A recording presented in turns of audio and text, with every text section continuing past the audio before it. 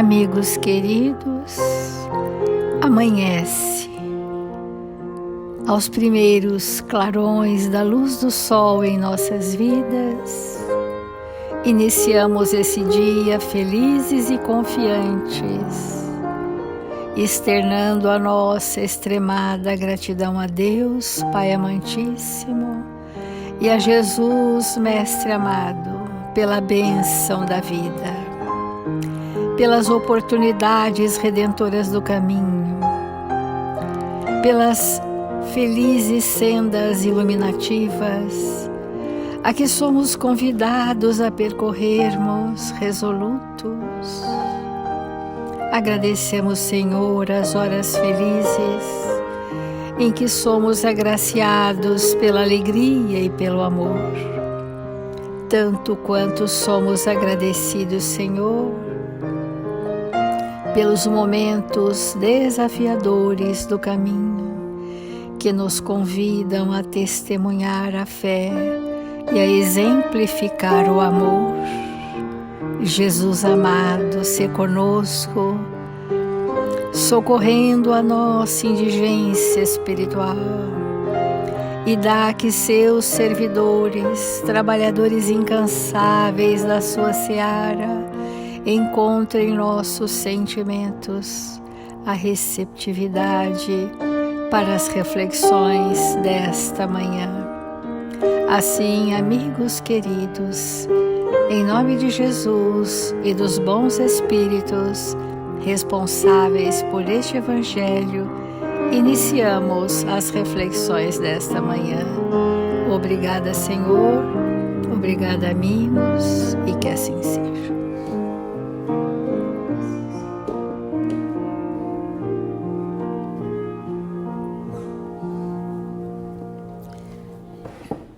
Do Evangelho segundo o Espiritismo, o capítulo Não coloqueis a candeia sob o alqueire. Estamos no item Os sãos não têm necessidade de médicos. E nessa passagem de Mateus, capítulo 9, versículos de 10 ao 12, nós vamos ver de que enfermidades Jesus estava se referindo. E então ele chama aqueles que aparentemente eram indiferentes a Deus, indiferentes às leis, e que estavam ali bebendo daquele manancial de amor que Jesus derramava sobre eles no banquete aos publicanos. E disse Jesus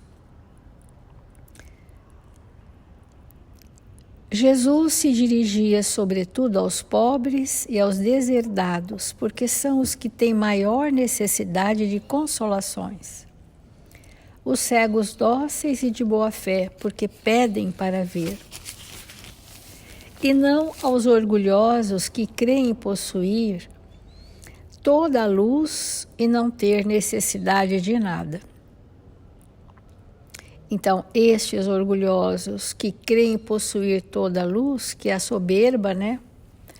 E não ter necessidade de nada, que é o poder, essas patologias do espírito precisam muitas vezes aguardar um outro tempo. Esse tempo é o tempo do espírito passar pelos reveses da reencarnação e ir despertando a necessidade de entender o porquê da vida.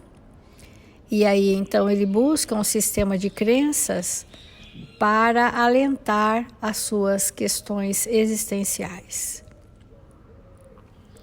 Nós temos todos esses dias falado das enfermidades do espírito. Quando falamos dos caídos, dos acidentados da alma.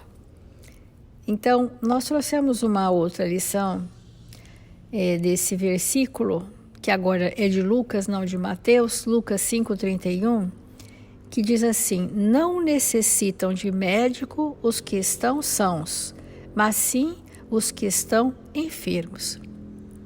Mas o Evangelho nos convida a nós termos um outro olhar. O que é mesmo o enfermo do espírito? E às vezes as dificuldades que nós trazemos nos relacionamentos estão em não vermos que estamos nos relacionando com alguém que traz uma patologia, uma enfermidade grave, moral, por exemplo.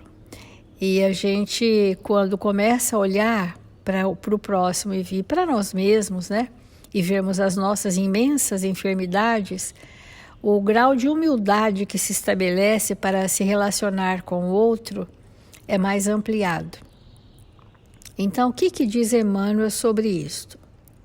Quem sabe ler, não se esqueça de amparar o que ainda não se alfabetizou.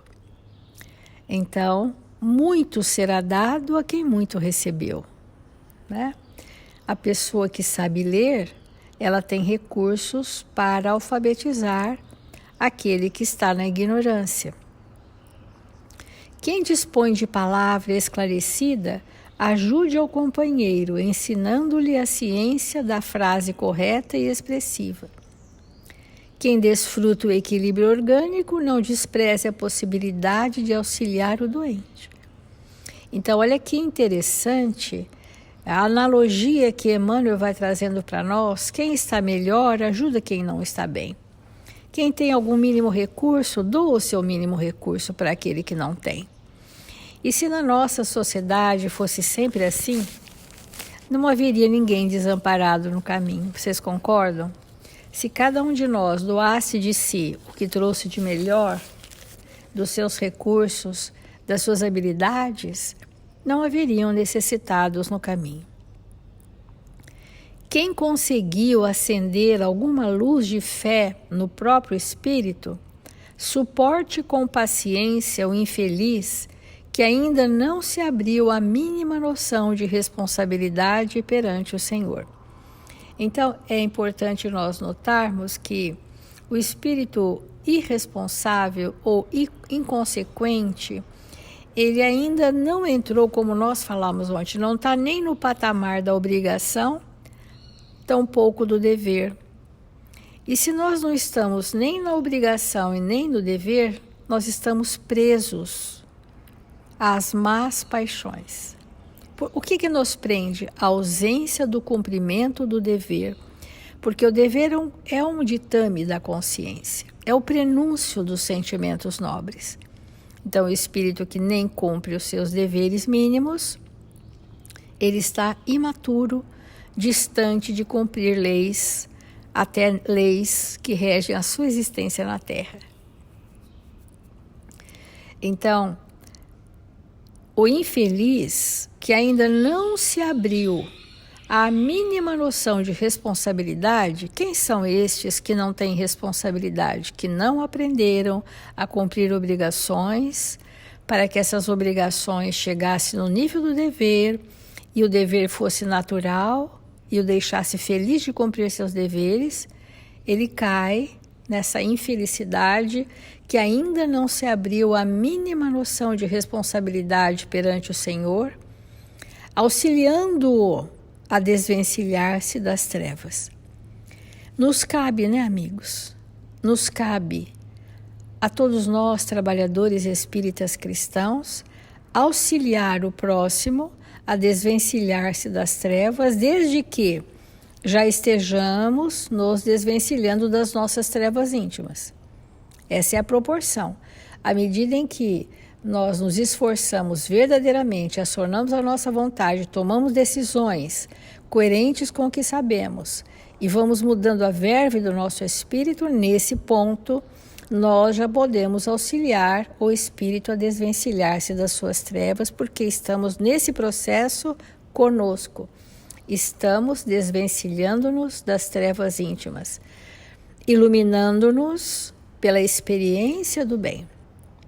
E essa experiência não vem no planeta Terra sem extremados sacrifícios pessoais. Não vem.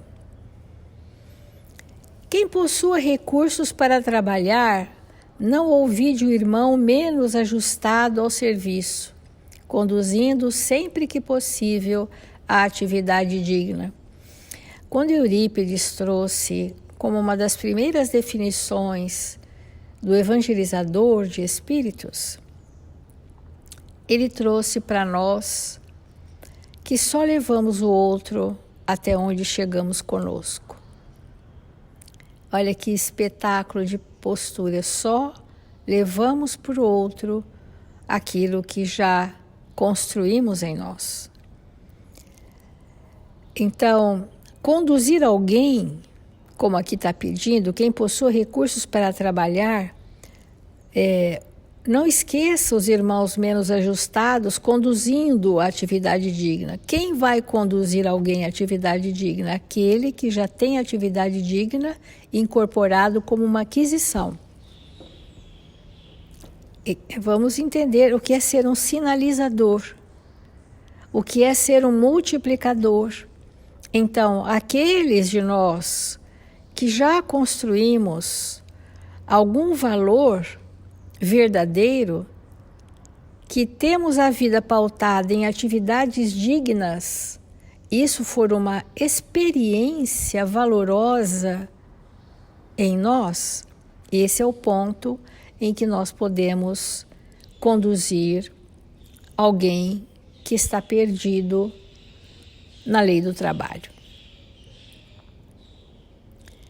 É bem profundo essa apreciação de Emmanuel, viu, amigos? Porque nós precisamos sair do patamar de ditar o que o outro deva fazer, para fazermos juntos. Essa é outra questão de Eurípides. Faça junto, ombreemo-nos uns aos outros. Vamos fazer juntos para que o mínimo de trocas de experiências aconteça. Agora, quem estime a prática da caridade, compadeça-se das almas endurecidas, beneficiando-as com as vibrações da prece.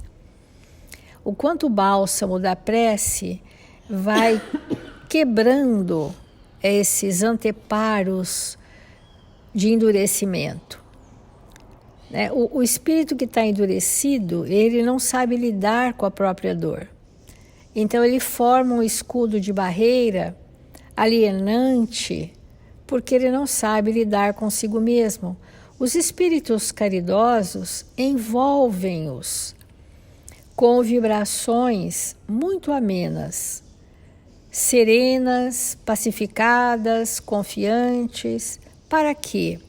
Para que esse escudo caia, para que essa barreira, esse anteparo, se destrua pela confiança que ele vai desenvolver no seu evangelizador. Ele desenvolve uma confiança e as barreiras caem. E aí ele está no ponto de receber a luz do amor.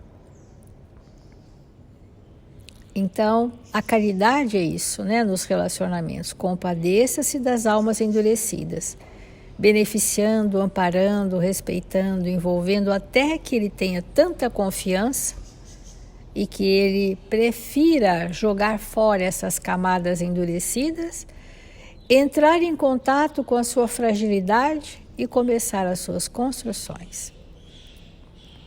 Aí diz Emmanuel, quem já esteja entesourando a humildade, não se afaste do orgulhoso, conferindo-lhe com o exemplo os elementos indispensáveis ao reajuste. Porque quando Jesus ele vai ceiar com os publicanos, ele está dizendo que ele tem para com estes o mesmo amor que ele tem para com os apóstolos e para com toda a humanidade. Ele quis dizer que a ninguém ele achava melhor, nem menor, nem maior, não tinha essa qualificação para Jesus. Para Jesus somos todos irmãos, todos filhos de Deus. Então, o humilde jamais se afasta do orgulhoso, porque é a oportunidade que ele tem de envolver esse orgulhoso em vibrações de equilíbrio e paz. Quem seja detentor da bondade, não recuse assistência aos maus, de vez que a maldade resulta invariavelmente da revolta ou da ignorância. Todas as vezes que nós queremos nos apartar das leis divinas, nós arranjamos subterfúgios fantasiosos para justificar as nossas ações inconsequentes. Então, o que está para aqueles que recusam a assistência dos bons? O que é a patologia do espírito? A maldade. Porque a maldade resulta invariavelmente na revolta ou na ignorância. Atrás de todas as grandes perturbações do espírito, que vamos chamar de tormentos, existe realizações de maldade. Olha só, que vai resultar na revolta e na ignorância. E é estes que temos que assistir. Quem estiver em companhia da paz, ajude aos desesperados. Quem guarde alegria dividida, divida a graça de contentamento com os tristes. Asseverou o Senhor que os sãos não precisam de médico, mas sim os enfermos. Lembra-te dos que transitam no mundo entre dificuldades maiores que as tuas. A vida não reclama o teu sacrifício integral em favor dos outros, mas a benefício de ti mesmo. Não desdenhes fazer alguma coisa na extensão da felicidade comum. É um chamamento, né, eu diria isso, é um chamamento forte de, olha, o pouco que você tem já é suficiente para doar. Caminhemos juntos, ombreando-nos uns aos outros. E para aqueles enfermos do lar, que Emmanuel tem aquela página Credores no Lar, mostra-nos, ensina-nos a olhar para aqueles dos nossos que muitas vezes estão conosco porque temos responsabilidades na patologia que hoje ele apresenta, nas dificuldades que hoje ele traz, nos tormentos que hoje ele revela. Então ele para nós é o caminho para Deus. Estes os nossos familiares que ainda não aprendemos a amar são para nós o nosso caminho para Deus. Vamos refletir.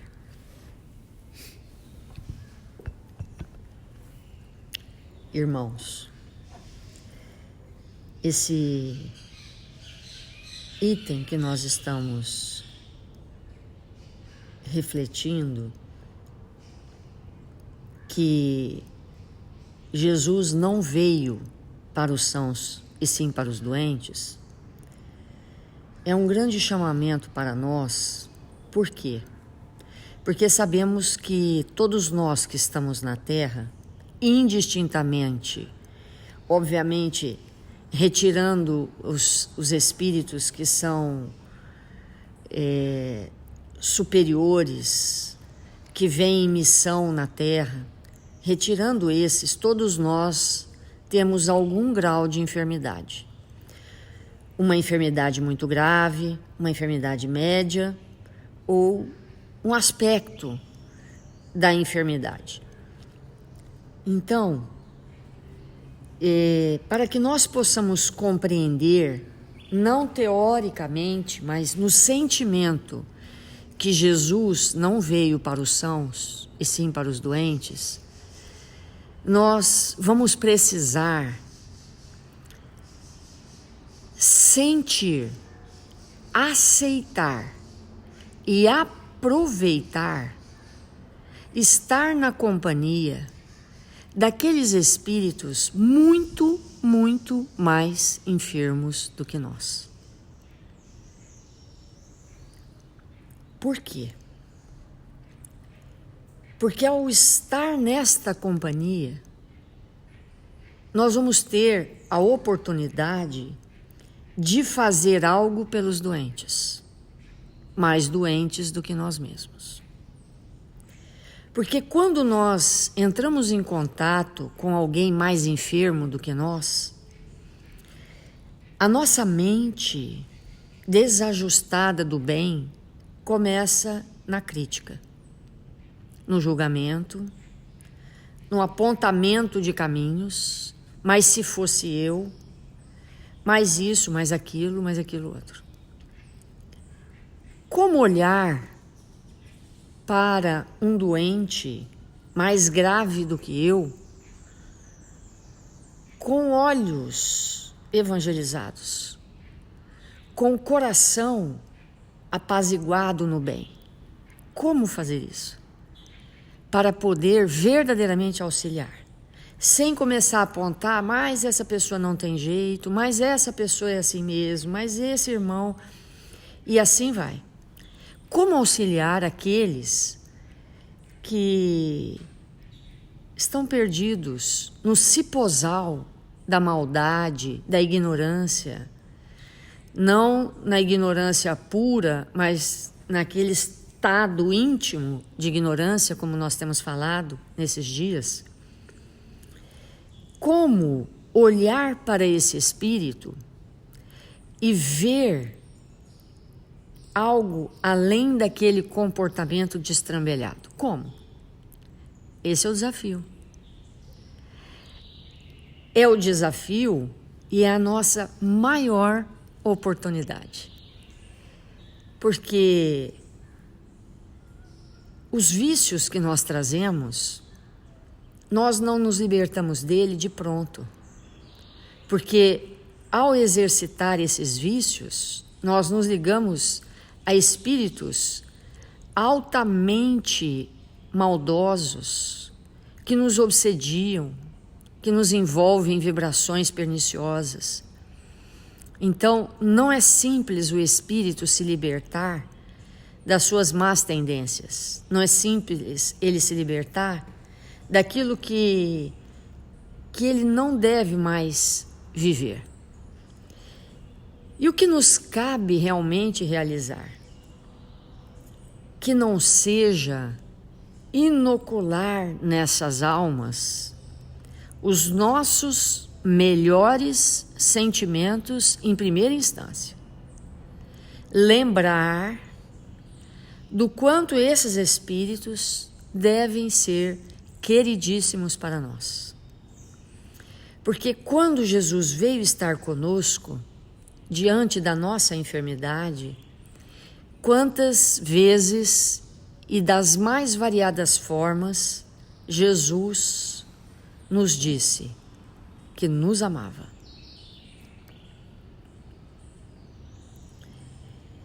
E ele disse que nós pudéssemos nos amar como ele nos amava. Então, na hora do erro do outro, da queda do outro, que pode ser a primeira, segunda, 14ª, milésima, terceira, não importa. É muito importante que nós possamos, no fundo da nossa alma, nos lembrar o quanto nós amamos essa criatura, o quanto nós somos capazes de amar essa criatura apesar da sua enfermidade.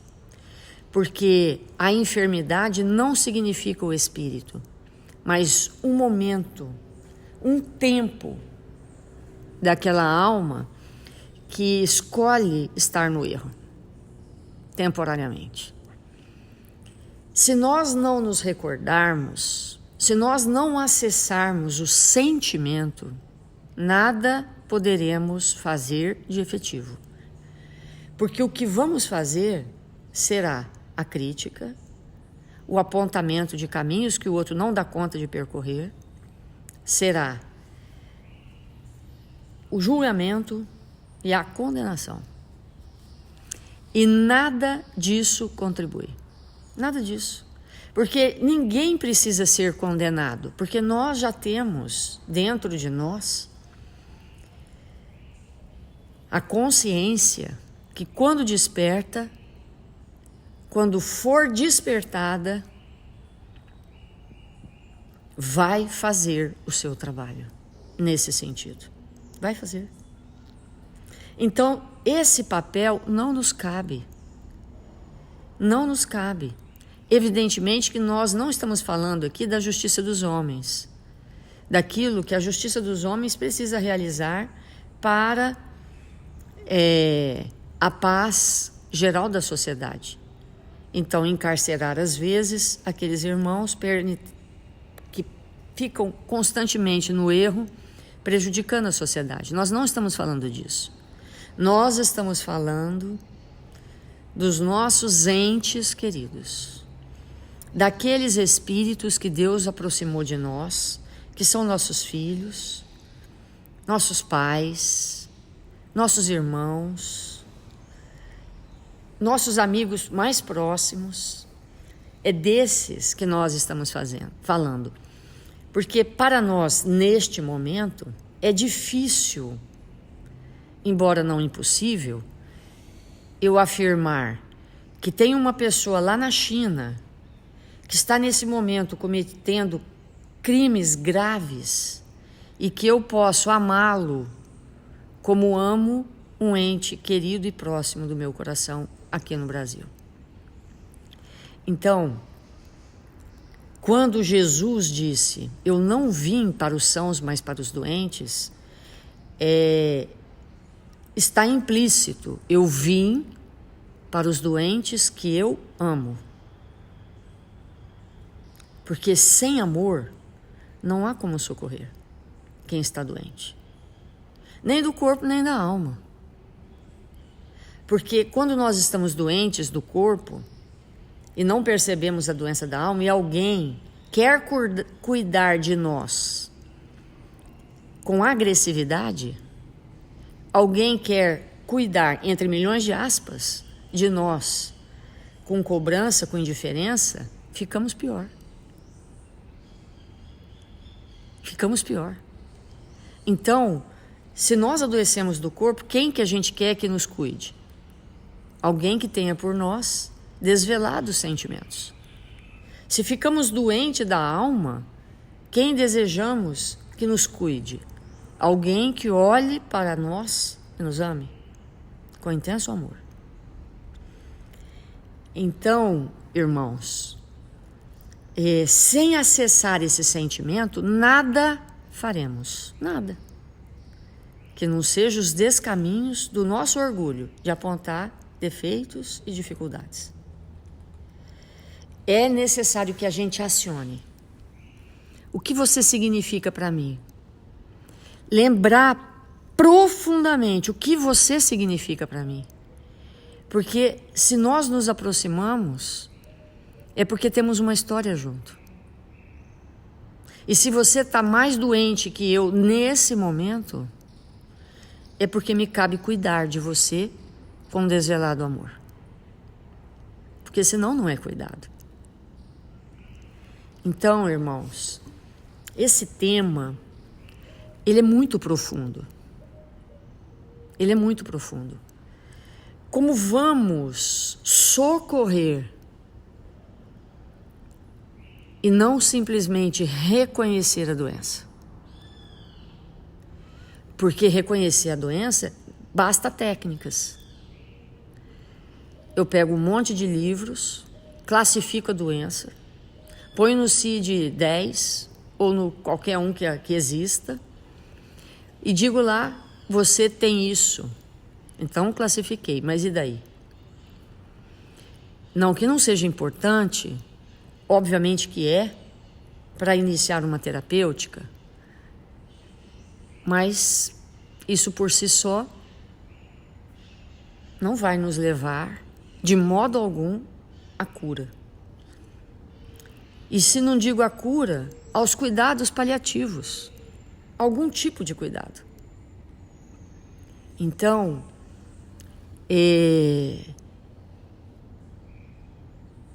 esse exercício de alma, esse exercício do espírito, de olhar para alguém que está em piores condições que eu e dizer, se você está pior que eu, se eu acho isso, então eu estou em condições de cuidar de você. Eu estou. E se eu estou em condições de cuidar, é com amor. Então, Vamos refletir com mais profundidade nisso. Mais profundidade. Porque senão nós vamos passar esse item sem que nós adentremos numa condição de luminosidade para nós. Vamos fazer a nossa prece e pedir a Deus, nosso Pai, que nos abençoe.